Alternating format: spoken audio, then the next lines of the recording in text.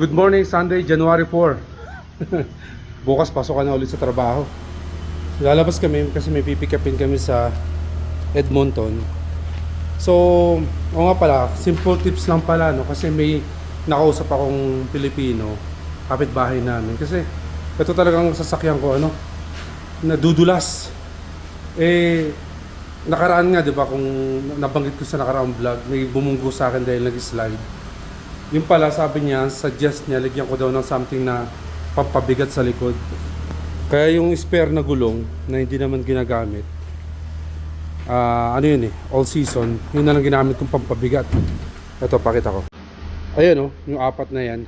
Kasi, pagka dinrive mo pala yung mga sasakyan dito, lalo kung pag dinrive mo pala dito, lalo kung truck, tapos empty, tapos dumaan ka sa mga black ice, may tendency mag-slide. So, minsan na-trauma ako, kaya ang ginagamit ko itong maliit na sasakyan. Kasi, medyo na-trauma ako nung nakaraan dahil nakapreno na ako, nag-slide pa siya. Buti na lang, medyo malayo yung distansya ko doon sa naunang sasakyan.